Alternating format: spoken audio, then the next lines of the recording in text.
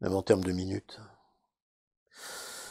Alors, concernant le peuple, en question, cette notion du peuple, je crois qu'on est, quand on réfléchit à ça, alors toujours dans mon approche d'historien, au cœur même de ce qu'on peut appeler l'identité, en fait, en quelque sorte. Cette histoire de l'identité, donc d'un peuple, ce qui le définit, etc. Et ça, c'est une notion qui vraiment, sur le plan de la longue durée historique, est transversale à toutes les époques, quoi, quelque part.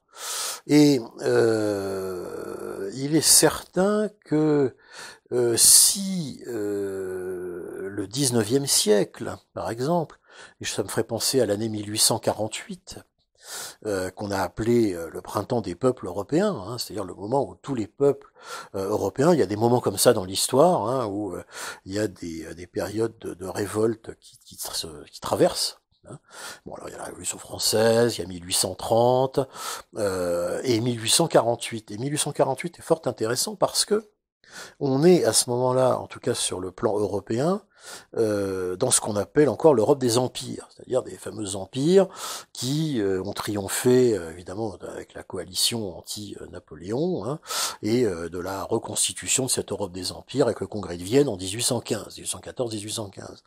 Et là, justement, 1848, c'est le soulèvement et pas qu'en France, puis la révolution de 48 en France qui va nous amener évidemment à la Deuxième République, hein, qui ne durera pas très longtemps, parce qu'il y a un second empire qui arrive juste derrière, mais nous on pense à la France bien sûr pour 1848, mais il y a aussi tout un tas d'autres peuples, notamment ceux qu'on va trouver à l'Est, dans l'ancienne Mitteleuropa précisément, où là on est sous domination évidemment de l'Empire d'Autriche, qui évoluera ensuite sur l'Empire d'Autriche-Hongrie. Et là aussi, donc, révolution des peuples à Budapest, à Vienne, partout. Hein.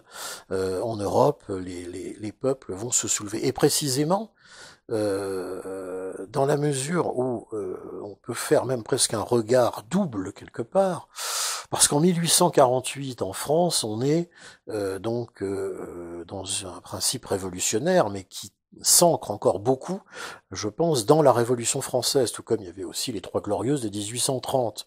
Hein, on est dans cette culture-là, et là, effectivement, c'est le retour du peuple au sens révolutionnaire, le peuple de Paris qui va se soulever et qui va quand même mettre un terme, hein, ni plus ni moins, cette fois-ci au règne du dernier roi qui est resté à ce moment-là, qui était donc Louis-Philippe, hein, qui était arrivé au pouvoir donc en 1830. Hein.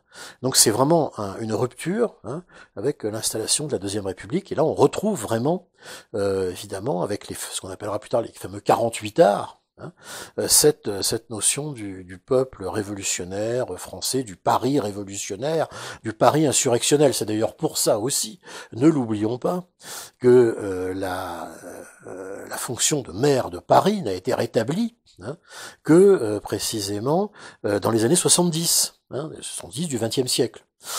Parce que justement Paris était toujours considéré comme un foyer révolutionnaire, et donc évidemment avoir un maire, etc., c'était considéré comme dangereux. Et, le premier maire de Paris, évidemment, ça aurait été Jacques Chirac, on le sait, hein, jusqu'à aujourd'hui. Donc voilà pour l'aspect peuple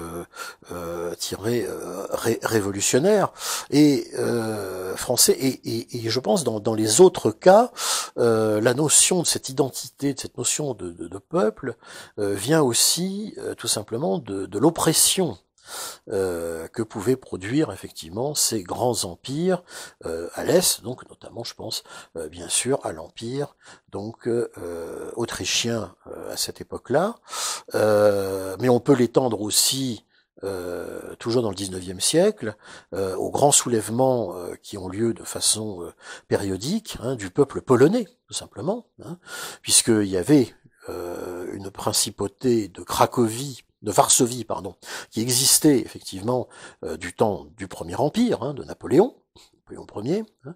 Et puis bah oui, le congrès de Vienne y a mis un terme, et ça a été encore une disparition de la Pologne. On sait que la Pologne disparaît régulièrement comme ça, malheureusement pour elle dans l'histoire, hein, et souvent, bien souvent, envahie par ses voisins, le plus souvent russes quand même, et parfois allemands. Ça, c'est l'histoire du XXe siècle, on la connaît bien.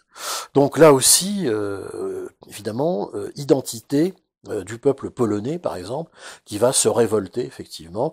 Hein, bon, ça donne les plus belles pièces de Chopin, hein, bien sûr, les pièces Révolution, hein, donc de magnifiques œuvres de Chopin qu'on a dans l'oreille, hein, quand on pense à ça. Donc voilà, pour ce qui est du peuple, c'est l'identité, l'appartenance évidemment à une identité particulière, qui avec tout un tas de choses qui se définissent.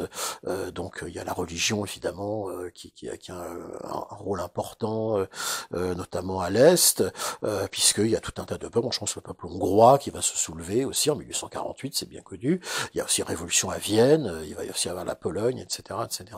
Donc je pense qu'on est vraiment, il faut le lier vraiment à l'identité. Et alors ensuite, évidemment, les siècles passent, les décennies passent, on arrive au XXe siècle, et puisqu'on peut essayer de faire un lien avec la période récente, donc début du XXIe siècle, jusqu'à aujourd'hui finalement, où effectivement ces phénomènes, mondialisation, globalisation, etc., font que évidemment il y a une tendance certainement à avoir un esprit plus global.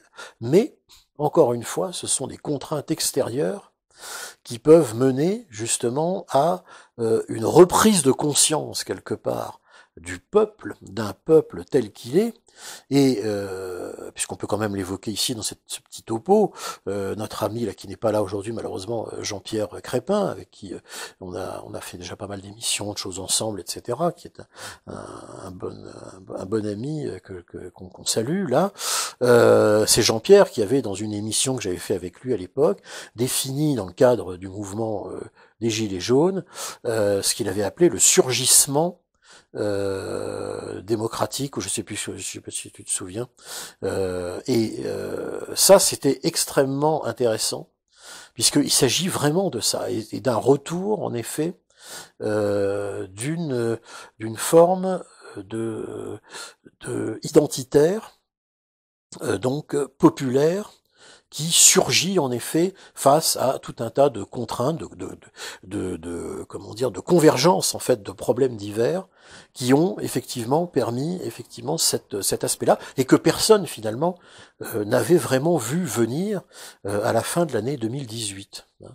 Voilà donc ce que je peux dire sur la notion du peuple.